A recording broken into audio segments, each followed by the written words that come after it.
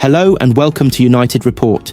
This is your home for all the latest Manchester United news, match updates, transfer stories, and in-depth analysis.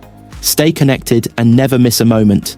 Subscribe now to stay ahead with everything happening at Old Trafford. Manchester United have been urged to sign Ipswich striker Liam Delap and two midfielders this summer as Ruben Amorim looks to revamp his squad. United have endured a woeful campaign so far, with the club languishing 14th in the Premier League. However, United Chief Executive Omar Barada stated last month that club is ready to back Amorim in the summer transfer window, and Mirror Football understands that they are hoping to raise around £200 million by selling players and save up to £80 million a year on wages. And former United defender Paul Parker, who won 2 league titles during his time at Old Trafford, believes that money should be spent on 3 players who will help get the best out of club captain Bruno Fernandes.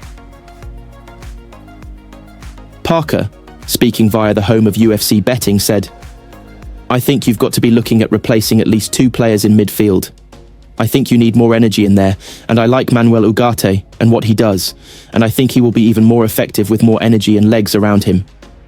I don't think Casemiro and Christian Eriksen are the right players for United at this time. Casemiro will play on Thursday, but he gets slaughtered when United lose because people say his legs have gone. But he never had legs, and was just very clever in how he played. He's good to watch, but you need 2 midfield players. More legs from 2 attacking midfield players.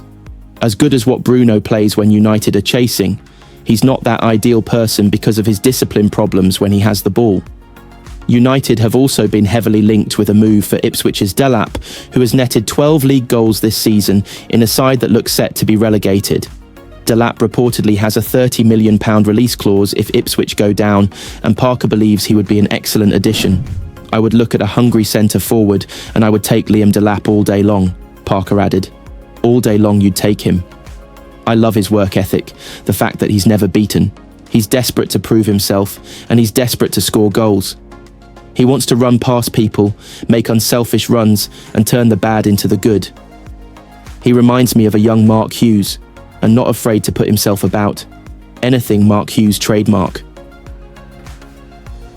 However, United look set to face stiff competition for Delap's services, with the likes of Chelsea, Arsenal, Liverpool and Newcastle all credited with an interest in the 22-year-old Ipswich boss Kieran McKenna was recently quizzed on Delap's future and claimed it is certainly a possibility that the club could keep hold of him in the Championship.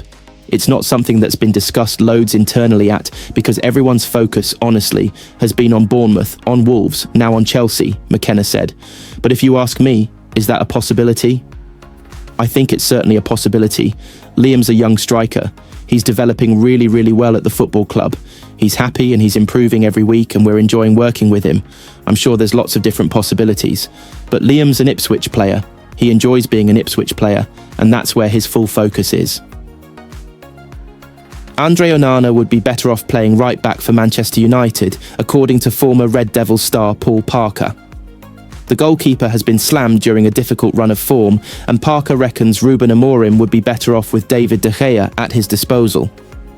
Onana was not included in United's squad for the humiliating 4-1 defeat by Newcastle United after an error-strewn Europa League display against Lyon last week.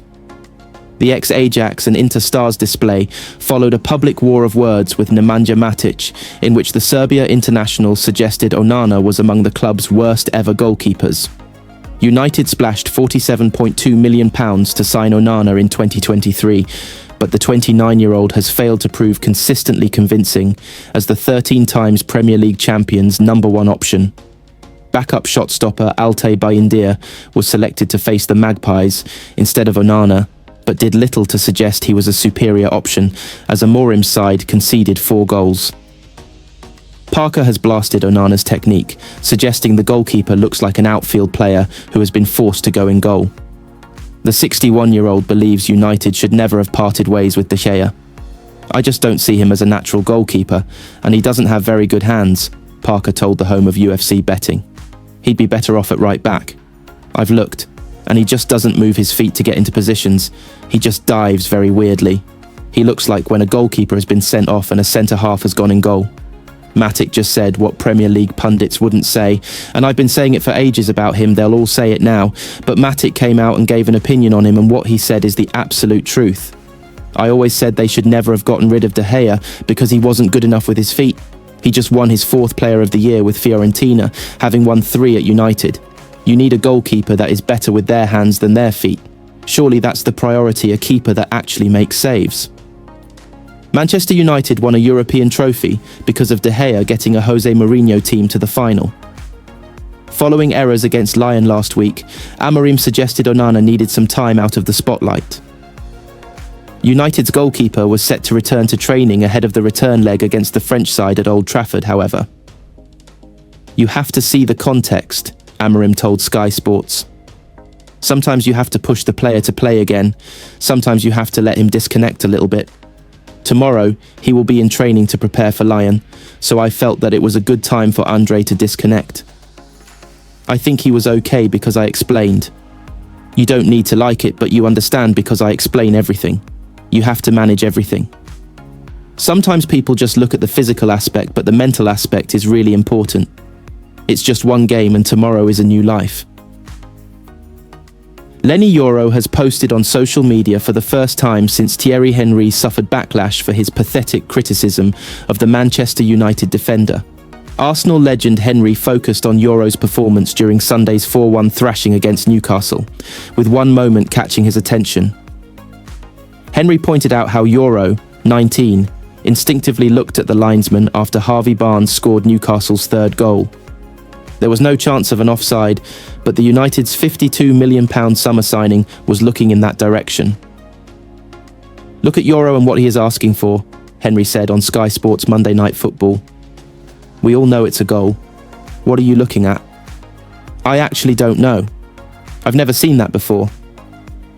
Sky posted a clip of the Henry's criticism on X, formerly Twitter, but it was quickly deleted after United fans took issue with the former Arsenal striker. Jamie Carragher, who he joined on the show, reshared the clip on his personal account, adding 4 crying emojis before also clicking delete. Henry and Carragher have been accused of bullying, with Sky also facing backlash for sharing the clip. Now Yoro has spoken out, posting a Bible passage on Instagram. Alongside an image of him looking dejected after full time against Newcastle, the passage read in French, "Do not be anxious about anything, but always ask God for what you need. And when you pray, ask for it with thanksgiving." Philippians 4:6. Unai Emery has been criticised for subbing Marcus Rashford as Aston Villa chased a goal in their heartbreaking Champions League quarter-final defeat to Paris Saint-Germain. Rashford, 27, recovered from a poor start to the game to produce a sparkling second-half performance. His assist for Isri Konsa's goal, which gave Villa the lead on the night and cut the deficit to 5-4 on aggregate, particularly caught the eye, as he glided past Fabian Ruiz and cut the ball back inside the penalty area.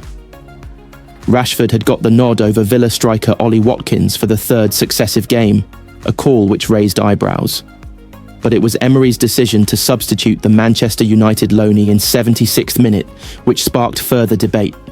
Rashford's number came up with Villa leading the second leg 3-2, but still needing one more goal to force extra time. Former Liverpool and Villa defender Stephen Warnock was surprised, saying on BBC Radio 5 Live, "I don't know what Unai Emery saw. With the way Marcus Rashford was playing, he got it wrong. Rashford was brilliant. Rashford was involved in everything, and everything which was good was coming from him. It felt like the tempo dropped when he made that substitution. You need a goal, why are you taking a striker off? If you want to pin PSG back, you play Rashford and Watkins in between the fullback and centre halves, and you stretch those balls over the top." Moments before Emery made the change, ex-United and Villa striker Dion Dublin added, "Marcus Rashford is on fire tonight. You don't want to take him off." Dublin also said Marcus Rashford didn't score, but the energy levels that he had, he was making those defenders make mistakes. For me, he was man of the match for Villa.